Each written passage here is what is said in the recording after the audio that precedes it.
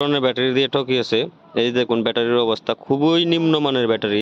আসসালামু আলাইকুম সম্মানিত ভিউয়ার্স, এই চার্জার ফ্যানের কথাই বলতেছি। এই যে হালকা পাতলা গরম আসলেই লোডশেডিং বেড়ে যায় আর চার্জার ফ্যানের প্রয়োজন হয়। তো এই চার্জার ফ্যান কেনার আগে কি কি জিনিস দেখে কিনলে ঠকবেন না সেই বিষয়গুলি ক্লিয়ার করব ইনশাল্লাহ। আমাদের দেশে তো দুর্নীতির কোনো শেষ নাই, যেখানেই যাবেন সেখানেই দুর্নীতি।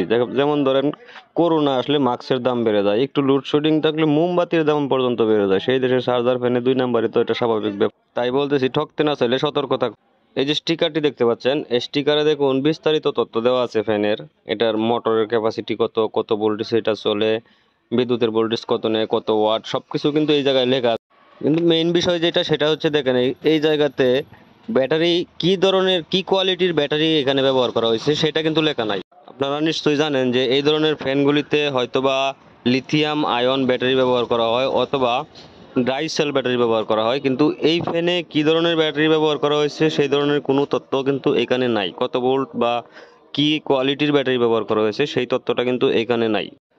দেখুন এখানে মোটরের সাইজ থেকে শুরু করে সবকিছুই লেখা আছে, কিন্তু কি ব্যাটারি ব্যবহার করা হয়েছে সেটা এখানে নাই। তো এই ফ্যানে কি ব্যাটারি ব্যবহার করেছে সেটা আপনাদেরকে দেখাবো।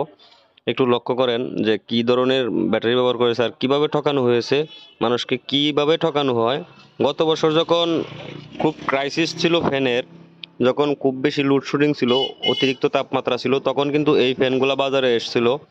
নাম আবার ফ্যানের নাম খুব ভালো, ডিফেন্ডার ডিফেন্ডার ফ্যানগুলো ভালো আমরা জানি, কিন্তু এটা ডিফেন্ডারের মধ্যে হয়তো বা 2 নম্বর, ডিফেন্ডারের মধ্যেই হয়তো 2 নম্বর, আর নয়তো বা এটাকে কেউ ডুপ্লিকেটই করছে, কোনো কোম্পানি করে ডিফেন্ডারের নামে চালিয়ে দিয়েছে হয়তোবা। তো দেখুন এটার ভিতরে কি ধরনের ব্যাটারি দিছে, দেখলে আসলে মাথায় খারাপ হয়ে যায় যে এটা কি ধরনের ব্যাটারি ব্যবহার করছে, এই ফ্যানে কি নিম্নমানের পার্টস ব্যবহার করছে এটাতে। বিশেষ করে টেকনিশিয়ানরা ভালো বুঝবে যে এটাতে কি ধরনের ঠকানো হয়েছে, কিরকম ভাবে ঠকানো হয়েছে, এটা দেখলে বুঝতে পারবে টেকনিশিয়ানরা। দেখুন এই স্টিকারটাতেও, নিচে যে স্টিকারটা রয়েছে এই স্টিকারটাতেও ব্যাটারির কোনো তথ্য দেওয়া নেই। এটাই হচ্ছে মূল বিষয়, যে ফ্যানে ব্যাটারির তথ্য দেওয়া থাকবে না সেই ফ্যানগুলো কিনবেন না। অর্থাৎ কি কোয়ালিটির কত ভোল্ট ব্যাটারি ব্যবহার করা হয়েছে সেটা দেখে তারপরে কিন। এই যে দেখুন এই ফ্যানটিতে কিন্তু 2x6 ভোল্ট লেখা রয়েছে। এই যে এখানে যেটা দেখতে পাচ্ছেন 2x6 ভোল্ট 4.5 Ah, এটাই হচ্ছে ব্যাটারির ক্যাপাসিটি। ভালো মানের ফ্যানগুলোতে কিন্তু এইরকম ভাবে ব্যাটারির তথ্য দেওয়া থাকবে, যেগুলা ভালো মানের ভালো ব্র্যান্ডের ফ্যান। এবার দেখুন আগেরটাতে কি ধরনের ব্যাটারি দিয়ে ঠকিয়েছে। এই দেখুন ব্যাটারির অবস্থা খুবই নিম্নমানের ব্যাটারি, যে ব্যাটারি 40 টাকা থেকে 60 টাকা বা 80 টাকা, এর ভিতরে এর উপরে দাম নাই।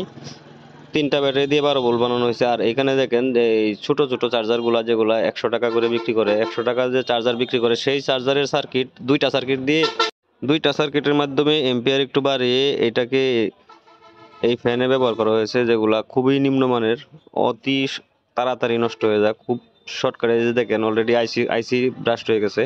এইগুলা একজন টেকনিশিয়ানরা ভালো বুঝবে যে কত নিম্নমানের পার্টস এটার ভিতরে দেওয়া হয়েছে, কি নিম্ন ক্যাপাসিটিতে এটাকে তৈরি করা হয়েছে। আর ব্যাটারির অবস্থাটা দেখুন, মাত্র 60 টাকা পিসের ব্যাটারি, যে ব্যাটারিগুলো 60 টাকা পিস কিনতে পাওয়া যায় বাজারে, এগুলা ছোট ছোট টর্চ লাইটে থাকে ব্যাটারিগুলা।